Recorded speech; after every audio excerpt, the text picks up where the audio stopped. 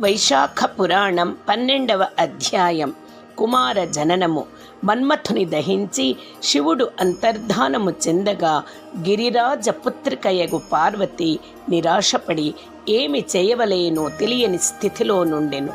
భయపడిన తన కుమార్తెను చూచిన హిమవంతుడును భయపడి ఆమెను ఇంటికి చేర్చెను.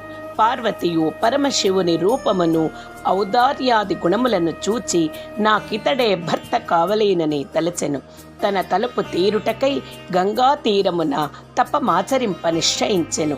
తల్లి తండ్రి ఆత్మీయులు సుకుమారివైన నీకి తపము వలదని వారించినను ఆమె మానలేదు. పార్వతి గంగా తీరమును చేరి మహాలింగ స్వరూపమునేర్పరిచి నిరాహారియై జటాధారిణియై కొన్ని వేల సంవత్సరములు పరమశివునికై తపమాచరించెను.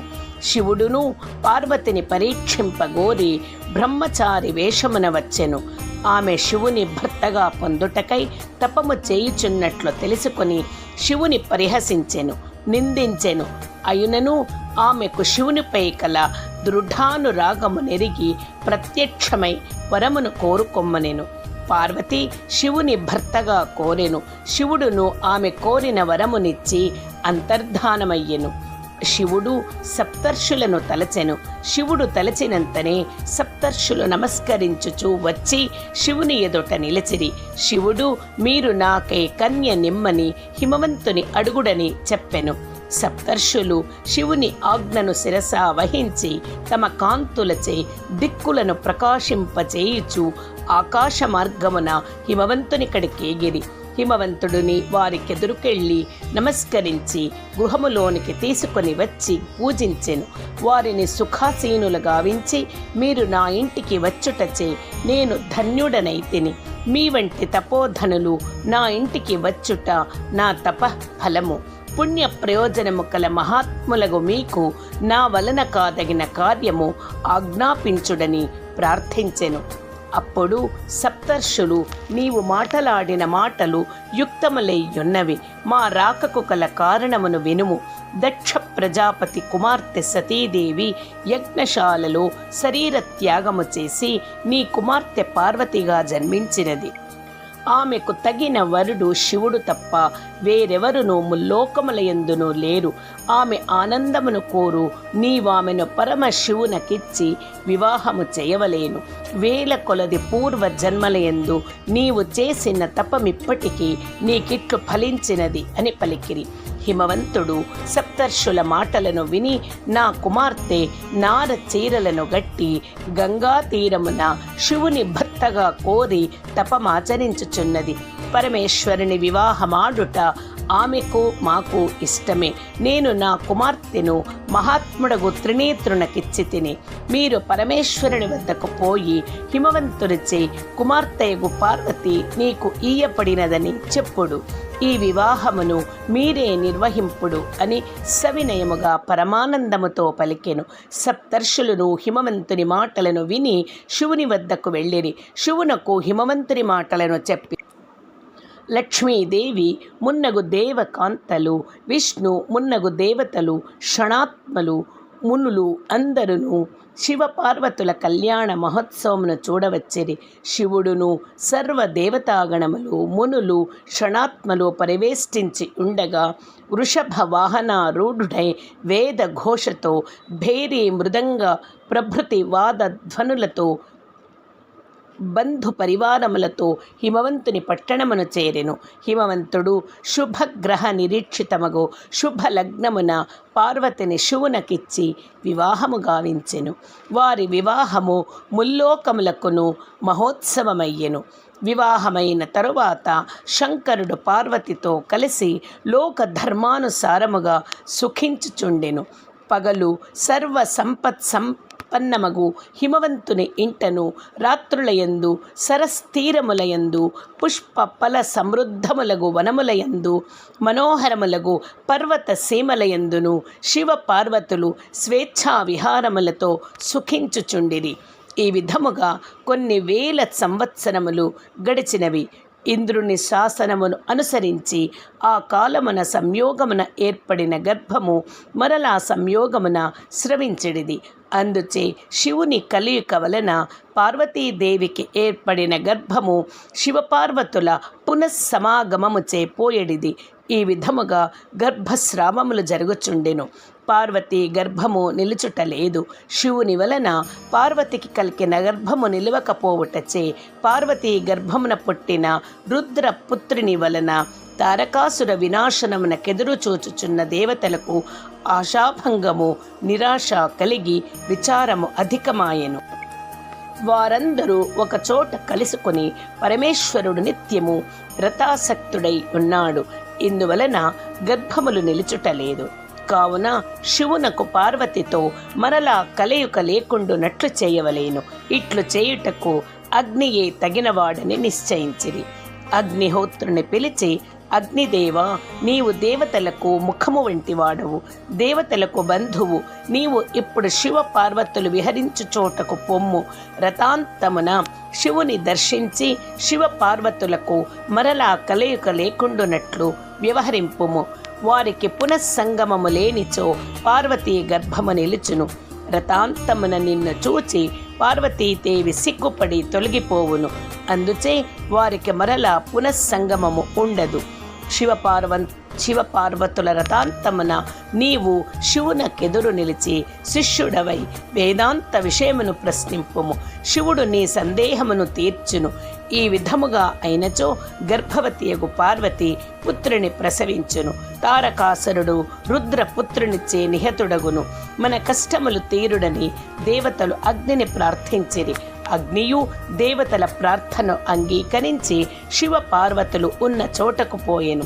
శివ పార్వతుల సంగమమున శివుని వీర్యము విముక్తము కాకుండగానే అగ్ని శివ పార్వతుల వద్ద ప్రత్యక్షమయ్యెను. వస్త్రవిహీనయై ఉన్న పార్వతి అగ్ని రాకడను గమనించి సిగ్గుపడి బాధపడుచు చాటునకు పోయెను. శివుడును పార్వతి తన దగ్గర నుండి దూరముగా వెళ్ళుటచే అందుకు కారణముకు అగ్నిపై కోపించి, మా సంగమమున ఆటంకము చేసితివి. వీర్య పతనమునకు స్థానము కాదగిన పార్వతి ఇచ్చుట లేకుండుటకు నీవే కారణము. నా ఈ వీర్యమును నీవే భరింపుమని పతనోన్ముఖమైన తన వీర్యమును అగ్నియందుంచెను. అగ్నియను దుర్భరమగు శివ వీర్యమును భరింపలేక బాధపడుచు ఎట్లో దేవతల యుద్ధకు పోయి జరిగిన దానిని వారికి చెప్పెను. దేవతలను అగ్ని మాటలను విని శివవీర్యము లభించినదని సంతోషమును, ఆ వీర్యము నుండి సంతానమిట్లు కలుగునని విచారమును పొందిరి. అగ్నిలోనున్న శివ వీర్యము పిండి రూపమున పెరుగుచుండెను. పురుషుడగు అగ్ని దానిని ప్రసవించుట ఎట్లు విచారపడిన అగ్ని దేవతలను చేరి రక్షింపగోరెను. దేవతలు విచారించి అగ్నితో కలిసి గంగానది యుద్ధకు పోయిరి. ఆమెను బహు విధములుగా స్తుతించిరి. నీవు మా అందరికీ తల్లివి, అన్ని జగములకు అధిపతివి. దేవతల ప్రార్థనను అంగీకరించెను. దేవతలు అగ్నికి గర్భమున విడిపించుకును మంత్రమును ఉపదేశించిరి. అగ్నియు దేవతలు చెప్పిన మంత్ర బలమున తనలోనున్న రుద్ర వీర్యమును గంగానదిలో నుంచెను. గంగానదియు కొన్ని మాసముల తరువాత ఆ రుద్ర వీర్యమును భరింపలేకపోయెను. దుర్భరమగు ఆ శివవీర్యమును తన తీరమున ఉన్న రెల్లు పొదలలో విడిచెను. రెల్లు దుబ్బలో పడిన శివవీర్యము 6 విధములయ్యెను. బ్రహ్మ పంపగా వచ్చిన షట్కృత్తికా దేవతలు 6 విధములుగా నున్న ఆ రుద్ర తేజస్సునొకటిగా చేసిరి. అప్పుడు శివ తేజస్సు 6 ముఖములు కల పురుషాకారమై యుండెను. 6 ముఖములు కల ఆ రూపమచటనే ఎవరి రక్షణ లేకున్నను పెరుగుచుండెను. ఒకప్పుడు పార్వతీ పరమేశ్వరులు వృషభమునెక్కి శ్రీశైలమునకు పోవచ్చు ఆ ప్రాంతమును చేరిరి. అప్పుడు పార్వతీ స్తనముల నుండి క్షీరధారలు స్రవించినవి. పార్వతియు తన స్తనముల నుండి నిష్కారణముగా క్షీరస్రావము జరిగినందుల ఆశ్చర్యపడి, విశ్వాత్మక, నా స్తనముల నుండి క్షీరధారలిట్లు నిష్కారణముగా స్రవించుటకు కారణమేమని అడిగెను.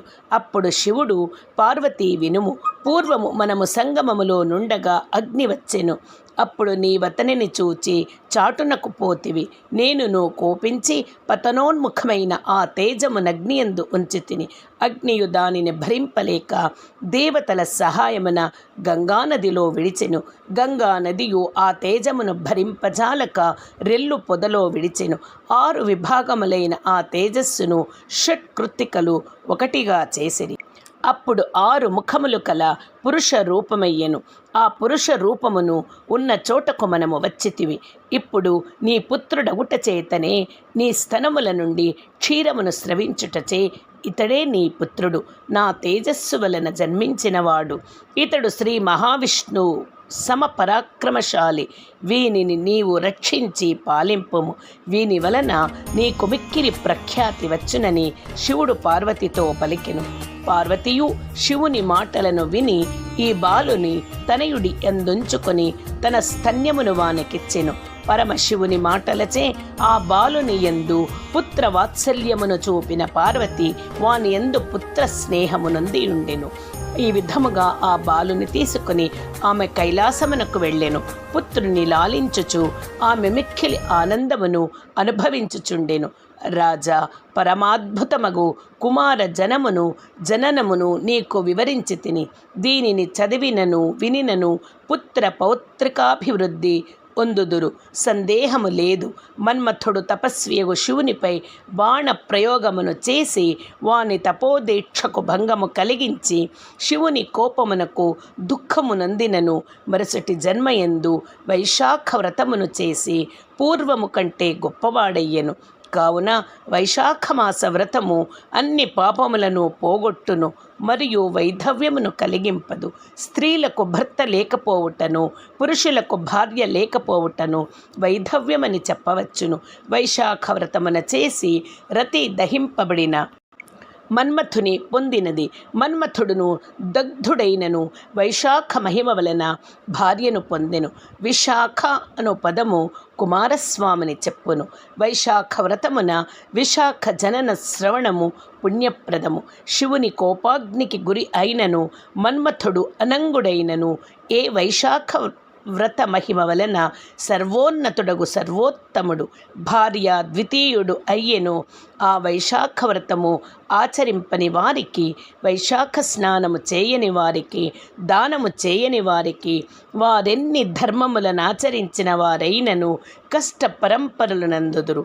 ఏ ధర్మములను ఆచరింపని వారైనను వైశాఖ వ్రతమును ఆచరించినచో వారికి అన్ని ధర్మములు ఆచరించినంత పుణ్య లాభము కలుగును. వైశాఖ పురాణం 12వ అధ్యాయం సంపూర్ణం.